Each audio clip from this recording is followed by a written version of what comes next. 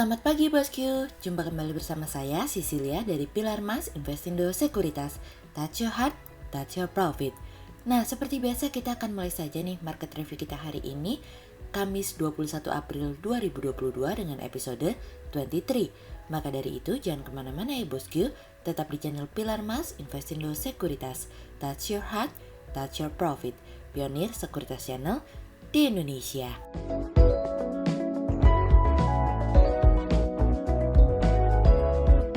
Seperti biasa kita akan mulai dari Global Economics Calendar. Ada berita dari US MBA Mortgage Applications yang turun dari sebelumnya minus 1,3% menjadi minus 5%. Kemudian ada dari US Existing Home Sales yang turun dari sebelumnya 5,93 miliar menjadi 5,77 miliar. Sementara month on month naik dari sebelumnya minus 8,6% menjadi minus 2,7%. Kemudian ada dari Eurozone Industrial Production SA month on month yang naik dari sebelumnya minus 0,7% menjadi 0,7%, sementara year on year naik dari sebelumnya minus 1,5% menjadi 2%. Kemudian kita beralih ke corporate news. Ada berita dari PT Vale Indonesia Tbk atau Inco yang mengumumkan bahwa perseroan telah memproduksi 13.827 metrik ton nikel dalam Mei pada triwulan pertama tahun 2022 dari Equiplus.info. Kemudian ada dari PT Alakasa Industrindo Tbk atau Alka yang meraih penjualan 3,47 triliun rupiah hingga periode 31 Desember 2021 naik dibandingkan penjualan 2,04 triliun rupiah di periode yang sama di tahun sebelumnya dari Equiplus.info.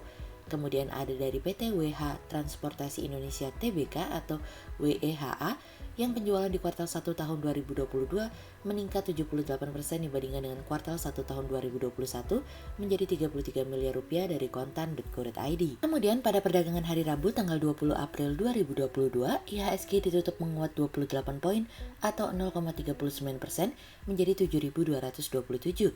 Sektor infrastruktur, financials, properties and real estate, consumer and cyclicals, teknologi, healthcare, consumer cyclicals bergerak positif dan mendominasi kenaikan IHSG kali ini.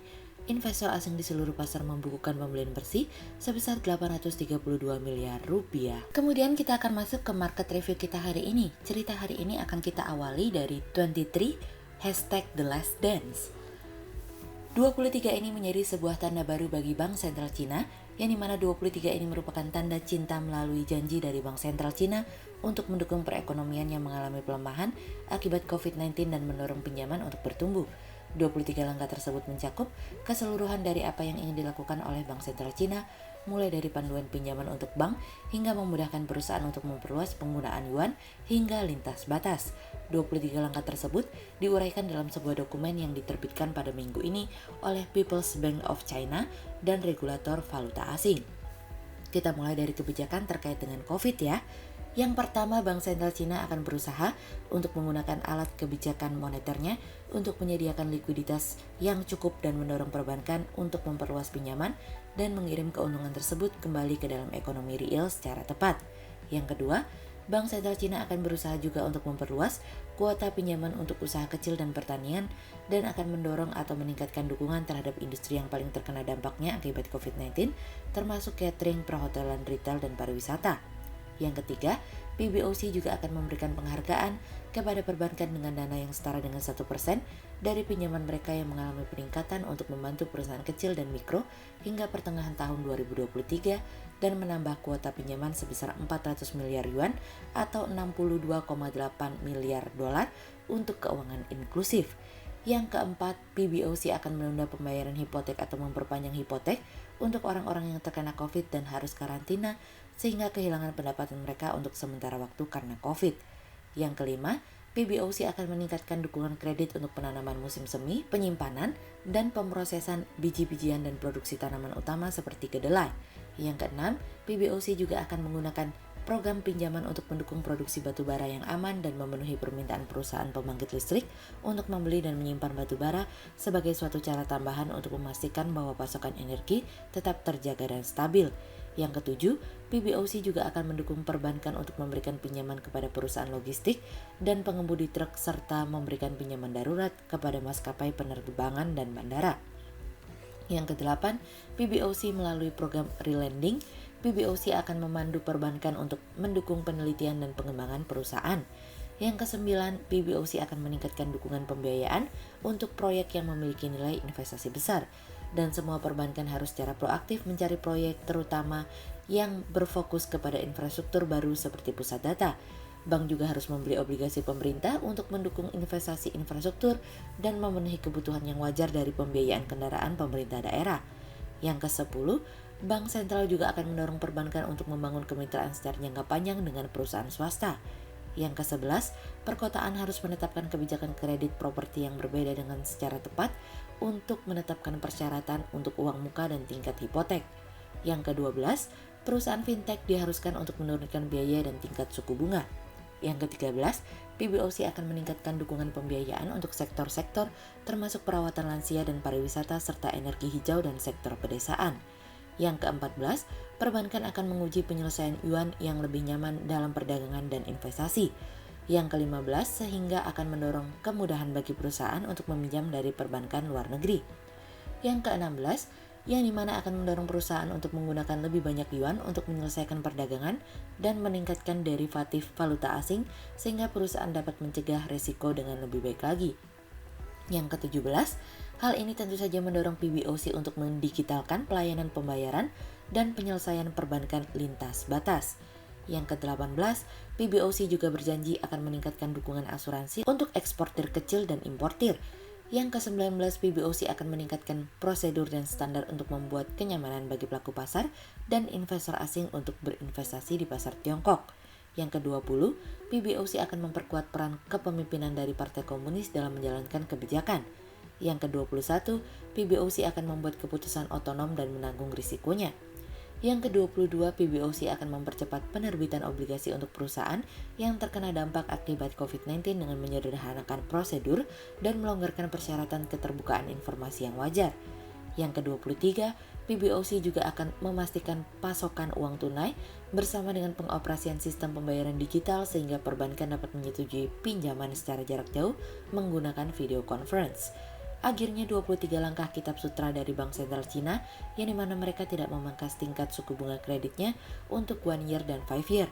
Namun sebagai gantinya mereka memberikan kitab sakti untuk mendorong pertumbuhan ekonomi mereka yang sedang dilanda tekanan akibat COVID-19, kenaikan harga komoditas dan tentu saja invasi antara Rusia dan Ukraina. Kemudian cerita selanjutnya datang dari membaik.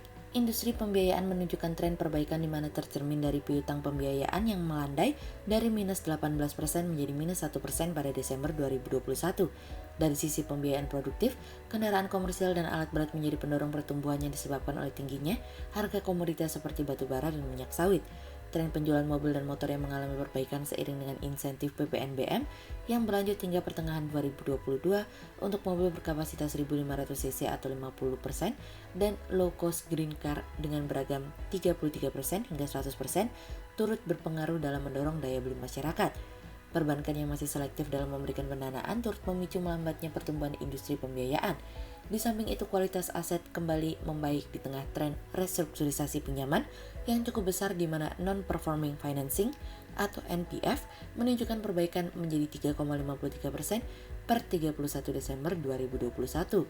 Tren profitabilitas industri pembiayaan pun bergerak stabil dengan ROA kembali naik mendekati level pra-pandemi di mana pembiayaan multiguna mendominasi meski sempat tertekan saat awal pandemi.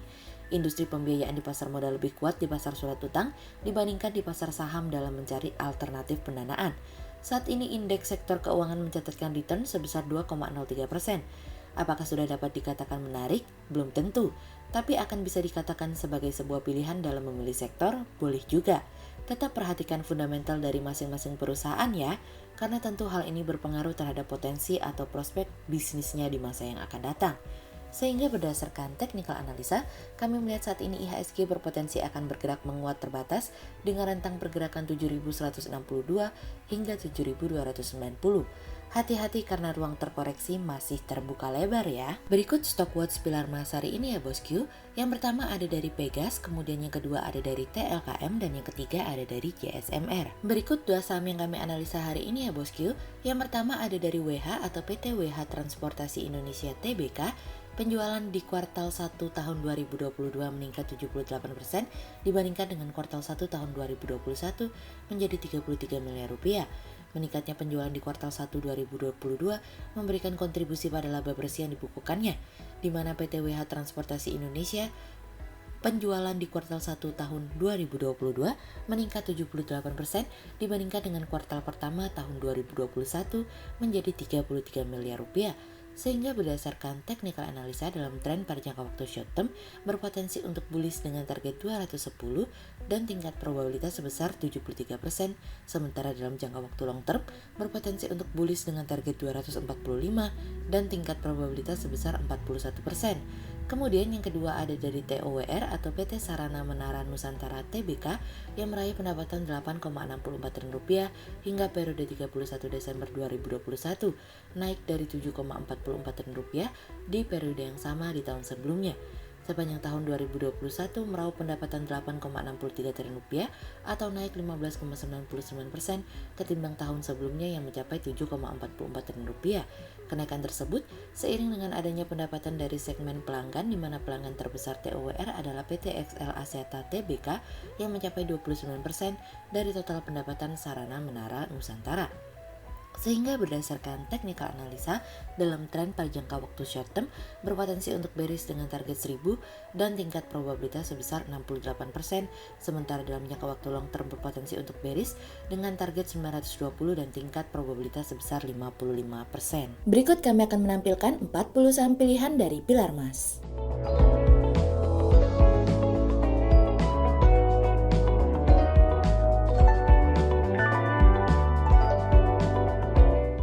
Sekian untuk review market kita kali ini ya bosku. Untuk info lebih lengkapnya bosku bisa download PDF dengan klik link di bawah video ini, atau bisa juga langsung akses ke website kami di www.pilarmas-investindo.co.id. Dan jangan lupa untuk selalu jaga kesehatan buat para bosku ya. Kita akan bertemu lagi besok pagi untuk market review yang berikutnya. Jadi jangan lupa like, subscribe, dan tonton terus channel Pilar Mas Investindo Sekuritas. Touch your heart, touch your profit. Pionir Sekuritas Channel di Indonesia.